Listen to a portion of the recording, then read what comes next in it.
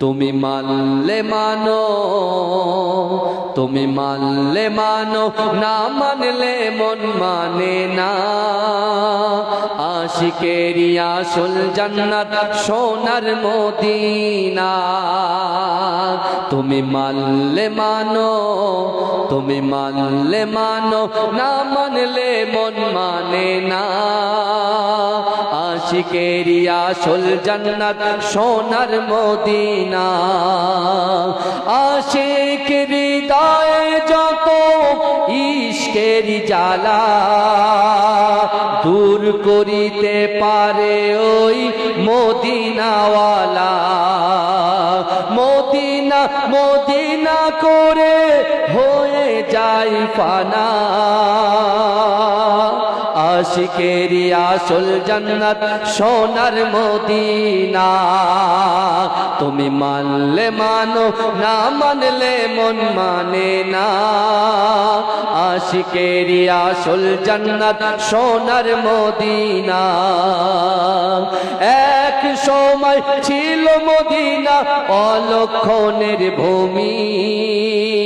নবীর ছোঁয়ায় হলো আরো শের চেয়েও দামি। এক সময় ছিল মদিনা অলক্ষণের ভূমি। নবীর ছোঁয়ায় হলো আরো শের চেয়েও দামি। নবী যে তাই আছেন শুয়ে জান্নাতের টুকরা বলে করলেন ঘোষণা। আশিকেরি আসল জান্নাত সোনার মদিনা। তুমি মানলে মানো, তুমি মানলে মানো, না মানলে মন মানে না। আশিকেরি আসল জান্নাত সোনার মদিনা। আশিকেরি আসল জান্নাত সোনার মদিনা। আশিক হৃদয়ে যত ইশকের জ্বালা দূর করিতে পারে ওই মদিনাওয়ালা। মদিনা মদিনা করে হয়ে যায় ফানা। আশিকেরি আসল জান্নাত সোনার মদিনা। সবাই তো জান্নাত পাগল জাহান্নামের না। আমি অদম জান্নাত জাহান্নাম কিছুই চাই না। সবাই তো জান্নাত পাগল জাহান্নামের না। আমি অদম জান্নাত জাহান্নাম কিছুই চাই না। কামনা শুধু দিদারে নবী রব্বানা। আশিকেরি আসল জান্নাত সোনার মদিনা। তুমি মানলে মানো, না মানলে মন মানে না। আশিকেরি আসল জান্নাত সোনার মদিনা। আশিকেরি আসল জান্নাত সোনার মদিনা। আল্লাহুম্মা সাল্লি আলা। জোরে জোরে পড়েন, জোরে জোরে পড়েন। এতে শক করছে কেন? এই মাইকালা ভাই কোথায়? আমার ঠোঁটে 3-4 বার মারলো কিন্তু। কি বুঝলেন? মাইকালা ভাই কোথায় আছে? জিকির করুন লা ইলাহা ইল্লাল্লাহ। জোরে জোরে লা ইলাহা ইল্লাল্লাহ, লা ইলাহা ইল্লাল্লাহ, লা ইলাহা ইল্লাল্লাহ মুহাম্মাদুর রাসূলুল্লাহ। আল্লাহুম্মা সাল্লি আলা।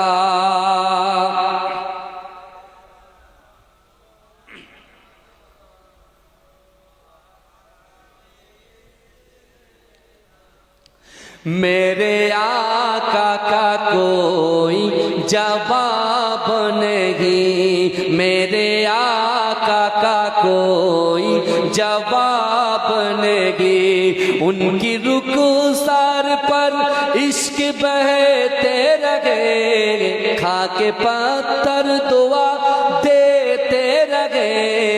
दात कुर्बा किए से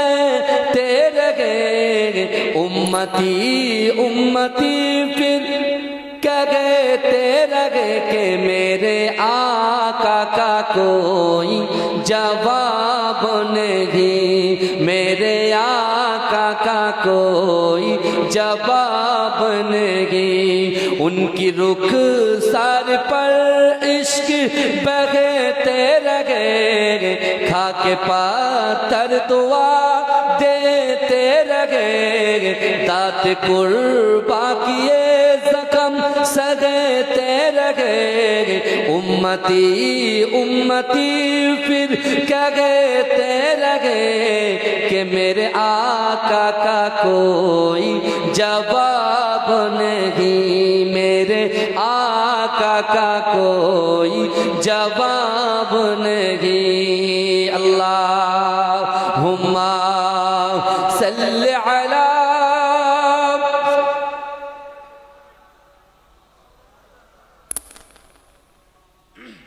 वाला आले सय्यदना।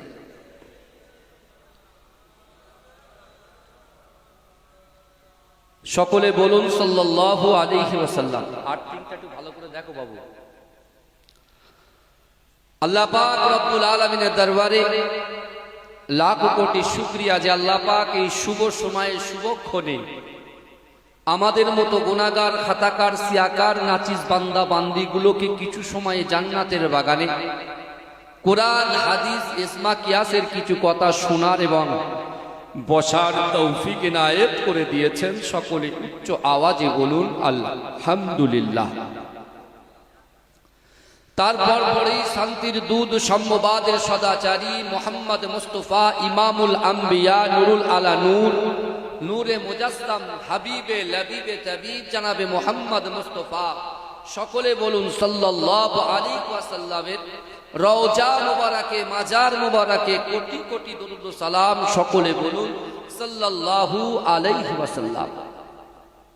আজকে আমরা যারা পিস অফ প্যারাডাইসে জান্নাতের বাগানের ভিতরে আসন গ্রহণ করেছি, আল্লাহ আমাদের সৌভাগ্য, আমাদের ভাগ্যটাকে, আমাদের তাকদীরটাকে অনেক আলা করে দিয়েছেন। জোরে বলুন না সুবহানাল্লাহ।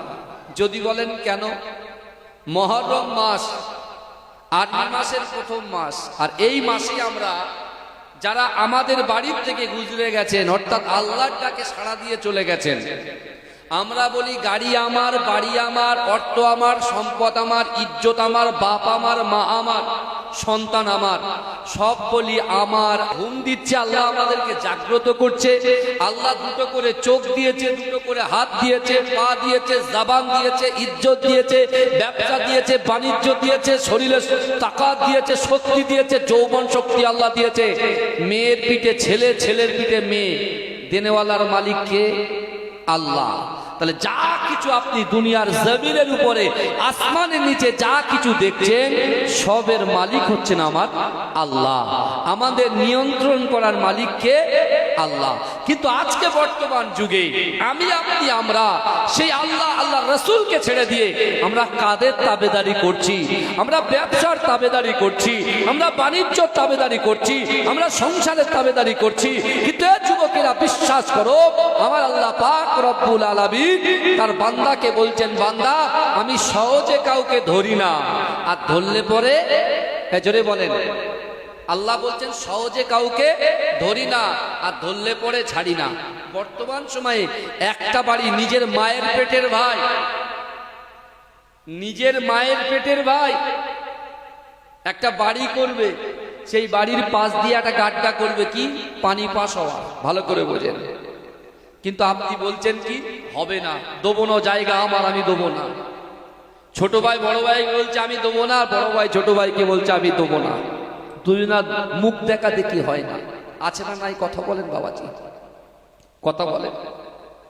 অনেক যুবক আছে, আমি আপনি আমরা আজকে বিশ্বাস করুন রাসূলুল্লাহর আহলে বায়াতকে মহব্বত করি। ইমাম হাসান হুজুরের ঘটনা, তাদের আলোচনা শুনতে ভালো লাগে আমাদের। ইমাম হোসাইন হুজুরের ঘটনা আলোচনা শুনতে আমাদের ভালো লাগে। বিশ্বনবী মুস্তাফা জানে রহমতের সব কিছু শুনতে আমাদের ভালো লাগে। কিন্তু বিশ্বাস করুন, যখন ভালো লাগা জিনিসটাই কাজে পরিণত করতে হয়, এই জিনিসটা আমাদের মাথায় ঢোকে না। অর্থাৎ আমরা নামাজেরও ধার ধারি না, নামাজকে পাত্তাই দিই না, অথচ ব্যবসাকে পাত্তা দিই, বাণিজ্যকে পাত্তা দিই, নিজের দোকানের সময় দিই, ব্যবসায় সময় দিই, স্ত্রীর কাছে সময় দিই, সন্তানের কাছে সময় দিই। কিন্তু এ যুবকেরা, যে আল্লাহ পাক রব্বুল আলামিন কিসের জন্য এই দুনিয়াতে আমাকে আপনাকে সৃষ্টি করেছেন, কেন পাঠিয়েছেন, কিসের জন্য পাঠিয়েছেন, এগুলো আমরা বারবার জানা সত্ত্বেও আমরা এক কান দিয়ে শুনি আর এক কান দিয়ে বার করে দিই। কি বুঝলেন? এক কান দিয়ে শুনি আর এক কান দিয়ে বার করে দিই। এখন যারা আমাদের কাছ থেকে ওই কবরে শুয়ে আছে, আমাদের কাছ থেকে গিয়ে যারা কবরে শুয়ে আছে, তারা কি আর পুনরায় ইবাদত বান্দিগি করতে পারবে? এখানে এসে জলসা শুনতে পারবে, নামাজ পড়তে পারবে, রোজা রাখতে পারবে, যাকাত দিতে পারবে, ফিতরা দিতে পারবে, দান খয়রাত করতে পারবে? পারবে না। কিন্তু হ্যাঁ, রাসূলুল্লাহ বলেছেন, ইজা মাতাল ইনসানু, যখন মানুষ মৃত্যুবরণ করে, ইনকাতা, মানুষের আমলের কর্মধারাটা বন্ধ হয়ে যায়। কিন্তু ওই মৃত ব্যক্তি তিনটে আমল যদি করে, দুনিয়ার জমিনে প্রতিষ্ঠিত করে যেতে পারে। কি? সদকায়ে জারিয়া, দান খায়রাত যদি সঠিকভাবে করতে পারে। তারপরে কি? আও ইলমিন, এমন ইলম, এমন এডুকেশন, এমন শিক্ষা যার দ্বারায় মানুষ উপকার পায়।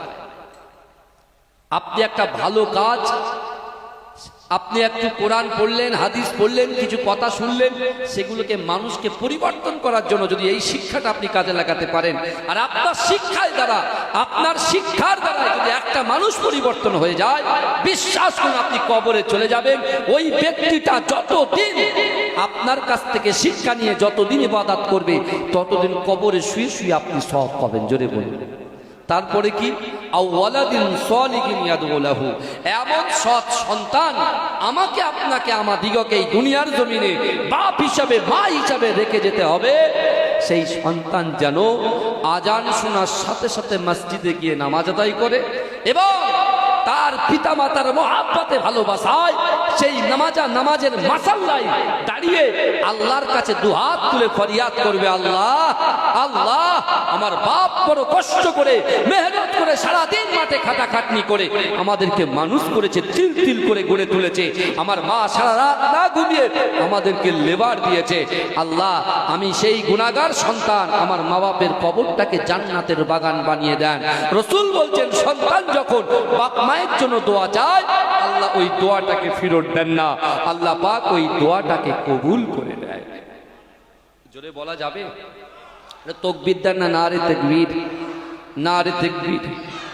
আমার ভাইজানেরা, হে নবী পাকের উম্মত উম্মতিরা, হে নবী দেবানারা, আমার আল্লাহ পাক রব্বুল আলামিন বান্দাকে কত মহব্বত করে, বান্দাকে কত ভালোবাসে। ও যুবকেরা, ধরেন আপনার বাড়িতে একটা 1.5 বছরের বাচ্চা আছে, ওই 1.5 বছরের বাচ্চাটা সবে মাত্র হামাগুড়ি দিতে শিখেছে। ও যুবকেরা, আপনার বাড়ির উঠানের সামনে বড় একটা পুকুর আছে। ও যুবকেরা, নবী পাকের উম্মত উম্মতিরা, আপনি মা হিসাবে, আপনি বাপ হিসাবে, ওই বাচ্চাটা যখন উঠানের উপরে হামাগুড়ি দেয়, ওই সময় আপনি তার দিকে একাগ্রত চিত্তে তাকিয়ে থাকেন, আপনি তার দিকে লক্ষ্য রাখেন। কেন? মা হিসাবে, বাপ হিসাবে আপনার সন্তানকে কেন লক্ষ্য রাখেন? না না না, আপনার সন্তানটা সবে মাত্র হামাগুড়ি দিতে শিখেছে। ওই সন্তানকে যদি আমি লক্ষ্য না রাখি, ওই সন্তানের দিকে যদি আমি তাকিয়ে না থাকি, আমার সন্তানটা হামাগুড়ি দিতে দিতে ওই পুকুরে যদি পড়ে যায়, তার জীবনহানি হতে পারে, তার ইন্তেকাল হয়ে যেতে পারে। না না না, তার ক্ষতি হবে বলে আপনি সন্তানের দিকে তাকিয়ে থাকেন। ও যুবকেরা, বিশ্ব নবী রাসূলুল্লাহ সাল্লাল্লাহু আলাইহি ওয়াসাল্লামের উপরে আমার আল্লাহ পাক কোরআন নাযিল করেছে। ওই কোরআনের ভিতরে 6666টা আয়াত আছে। আল্লাহ পাক ওই কোরআনের ভিতরে তার বান্দাকে এত মহব্বত করেছে, তার বান্দিকে এত ভালোবেসেছে। আল্লাহ কোরআনে জানিয়ে দিলেন, বান্দা, ফাআইনামা তুআল্লু ফাসাম্মা ওয়াজহুল্লাহ, ফাআইনামা তুআল্লু ফাসাম্মা সাম্মা ওয়াজহুল্লাহ। আমার আল্লাহ বলে বান্দা না না না, তোমরা যখন ডান দিকে তাকাও ওই ডান দিকে আমি আল্লাহ আছি, তোমরা যখন বাম দিকে তাকাও ওই বাম দিকে আমি আল্লাহ আছি, তোমরা যখন সামনে তাকাও সামনেও আমি আল্লাহ আছি। ও বান্দা তোমরা যখন পিছনে তাকাও পিছনেও আমি আল্লাহ আছি। জোরে বলেন, এটা চিৎকার দিয়ে বলুন না সুবহানাল্লাহ। নারে তাকবীর, নারে তাকবীর। তাহলে আজকে আমি আপনি আমরা যারা এই জান্নাতের বাগানের ভিতরে নিজের বাপ মা দাদা দাদি নানা নানি তাদের রুহের সাবরেসারির উদ্দেশ্যে আমরা যারা এই জান্নাতের বাগানে বসেছি, হাদিস দ্বারা প্রমাণিত যে অবশ্যই অবশ্যই আমরা যদি দোয়া চাই এই দোয়াটা তাদের রুহের মাগফিরাতে আল্লাহ পৌঁছে দেয়। জোরে বলুন না সুবহানাল্লাহ। জোরে বলা যাবে না, এটা চিৎকার দিয়ে বলা যাবে না। কিন্তু আমার ভাইজানেরা, এ নবী পাকের উম্মত উম্মতিরা, এ নবী দেবানারা, আল্লাহর কোরআন বলছে বান্দা ফাইজা জা আজালুহুম লা ইস্তাখিরুনা সাআতাও ওয়া লা ইস্তাকদিমুন। মৃত্যু যখন আসবে এক সেকেন্ড লেট করা হবে না, এক সেকেন্ড দেরি করা হবে না। এ যুবকেরা, মৃত্যু যখন সামনে চলে আসবে আপনি কোনো কথা বলতে পারবেন না। কিন্তু যুবকেরা, হে নবী পাকের উম্মত উম্মতিরা, আজ থেকে ১৫০০ বছর আগে বিশ্ব নবী রাসূলুল্লাহ সাল্লাল্লাহু আলাইহি ওয়াসাল্লাম মদিনার মসজিদে নববী শরীফে সাহাবাদেরকে নিয়ে বসে আছে। আল্লাহর রাসূল সাহাবাদের দিকে লক্ষ্য করে বললেন, ও আমার সাহাবারা, আমি রাসূলুল্লাহ তোমাদেরকে জানিয়ে দিলাম, না না না, মানুষ যখন মৃত্যুবরণ করবে তার লাশটা খাটিয়ায় তোলা হবে, তাকে গোসল দেওয়া হবে, তাকে কাফন পরিয়ে দেওয়া হবে। ওই কাফন পরিয়ে দিয়ে তাদের লাশটা যখন কবরে রাখা হবে, অর্থাৎ কবরের কাছে নিয়ে যাওয়া হবে, ওই লাশের পিছন পিছন তিনটে জিনিস যাবে। ও যুবকেরা, একটু ভালো করে বোঝার চেষ্টা করেন। ওই লাশের পিছন পিছন যে তিনটে জিনিস যাবে সেই তিনটে জিনিস হলো, একমাত্র আপনার সন্তান, আপনার আহলে পরিবারগুলো ওই লাশের পিছন পিছন যাবে। দ্বিতীয় নম্বর, দুনিয়ার জমিনে আপনি যে খাটাখাটনি করে, আপনি যে কষ্ট করে মেহনত করে যত অর্থ সম্পদ গুলো গচ্ছিত করেছেন, একাট্টা করেছেন, ওই গচ্ছিত সম্পদ আপনার লাশের পিছন পিছন ওই কবর পর্যন্ত যাবে। ও যুবকেরা, ও নবী পাকের উম্মত উম্মতিরা, আজকে আপনার গ্রামে জলসা হয়, এই জান্নাতের বাগানে বসে বসে ওয়ায়ুসাব্বিহুনাকা ওয়ায়ুহাম্মিদুনাকা ওয়ায়ুকাব্বিরুনাকা, আপনারা যারা সুবহানাল্লাহ বলছেন, আলহামদুলিল্লাহ বলছেন, আল্লাহু আকবার বলে তাকবীর দিচ্ছেন। এ যুবকেরা শুনে রাখেন, জেনে রাখেন, এই সময়টাকে, এই বসার সময়টাকে আমার আল্লাহ পাক আমলে পরিণত করে দেবে। ও যুবকেরা, আপনি যখন কবরে যাবেন তৃতীয় নম্বর হিসাবে আপনার আমলটা আপনার লাশটার পিছন পিছন কবর পর্যন্ত যাবে। কটা জিনিস যাবে বাবাজি? ভালো করে বলে। তিনটে জিনিস যাবে। কি যাবে? আপনার সন্তান যাবে। ভালো করে আজ বুঝবেন, আজ বোঝার জিনিস। অনেকে অনেক রকম বলবে, ওদিকে কান দিলে হবে না। বুঝতে পেরেছেন? দুনিয়াতে আপনি যত বড়ই পাপী বান্দা হন না কেন, পাপী ব্যক্তি, সে নারী হোক আর পুরুষ হোক, যতই পাপী হন না কেন, আমার আল্লাহর একটা নাম হচ্ছে রহমান, আমার আল্লাহর একটা নাম হচ্ছে রহিম। আল্লাহ ইচ্ছা করলে আপনার ওই গুনাহটাকে ক্ষমা করে দিতে পারেন কি পারেন না? কথা বলেন, এ কথা বলেন। এক সেকেন্ড আগে যে ব্যক্তি ছিল জাহান্নামী, আল্লাহ এক সেকেন্ড পরে ওই ব্যক্তিটাকে করে দিচ্ছে জান্নাতি। জোরে বলুন না সুবহানাল্লাহ। আবার এক সেকেন্ড পরে যে ব্যক্তিটা ছিল জান্নাতি, আল্লাহ এক সেকেন্ড পরে সেই ব্যক্তিটাকে করে দিচ্ছে জাহান্নামী। এটা সব কিছু আল্লাহর হাত। কিন্তু দুনিয়াতে আমরা এত মানুষের প্রতি অত্যাচার, মানুষকে উৎপীড়ন নিপীড়নের মধ্যে আমরা যারা লিপ্ত হয়ে গেছি, আমাদের কাল্ব হয়ে গেছে কড়া, কালো হয়ে গেছে, কাল্বটা শক্ত হয়ে গেছে, ইট পাথরের মতো হয়ে গেছে। আমাদের কোনো মানুষের প্রতি কোনো রহম নেই, এহসান নেই। বুঝলেন না? আমরা দুনিয়ার জন্য পাগল, অর্থের জন্য পাগল, সম্পদের জন্য পাগল, চেয়ারের জন্য পাগল। নিজের বাপের সম্পত্তিটাকে কিভাবে লুণ্ঠন করব তার জন্য পাগল। একবারও ভাবিনি যে বড় লোক যারা ধনী, ধনী ব্যক্তির মালের ভিতরে, ধনী ব্যক্তিদের মালের ভিতরেই অসহায়, এতিম, দুস্থ, গরিবদের অর্থ, ধনীদের মালের ভিতরেই তাদের সম্পদ আছে।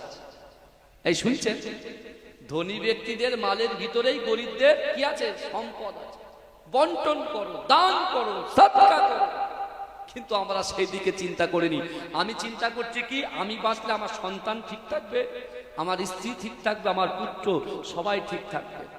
আল্লাহর কাছে কিন্তু আমাকে আপনাকে হিসাব দিতেই হবে। ভাই, দুদিনের দুনিয়া।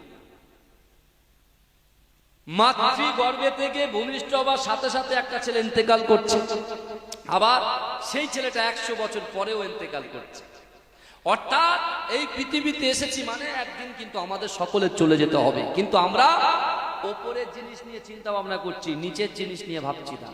ওপরের চিন্তা মানে বুঝতে পারছেন, ব্যবসা বাণিজ্য, স্ত্রী পুত্র কন্যা, আর নিচে কি আছে? কবর, আখিরাত, ফুলসিরাত, মিজানের পাল্লা।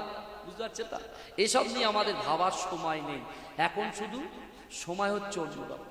কে কাকে বেশি ইমপ্রেস করতে পারে, কে কাকে বেশি খুশি করতে পারে। এখন দুনিয়াতে খুশি চলছে, কিন্তু এই যুবকেরা জান্নাত যদি পেতে চান, রাসূলুল্লাহর আহলে বাইতকে মহব্বত করুন, বিশ্বনবী রাসূলুল্লাহকে মহব্বত করুন। আল্লাহ কোরআনে বলছে, হে নবী আপনি বলুন, কুল ইন কুনতুম তুহিব্বুনাল্লাহ ফাত্তাবিউনি ইউহিব্বুকুমুল্লাহ। হে নবী আপনি বলুন, যারা আমি আল্লাহ আমাকে ভালোবাসতে চায়, আমাকে ভালোবাসার আগে যেন আপনাকে মহব্বত করে। এই আপনিটা কে বলেন তো? বলে বিশ্বনবী মুস্তাফা।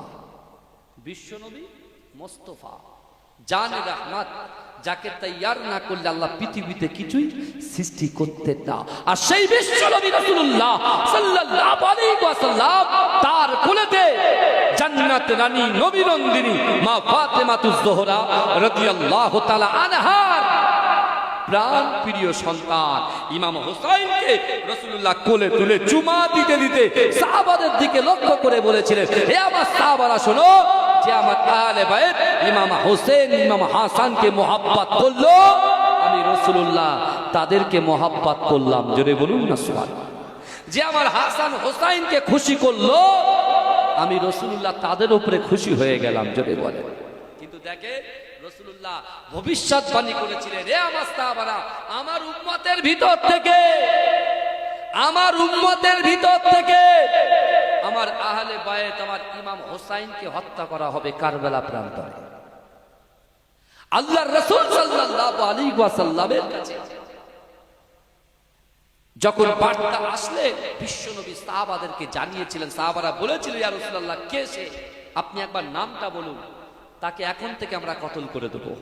বুঝতে পারছেন না যে রাসূলুল্লাহর খানদানের উপরে কথা, রাসূলুল্লাহর খানদানের উপরে অত্যাচার করা অত সহজ কথা বলে না। আমার সোনার ভাইরা ভালো করে বোঝেন, বিশ্বনবী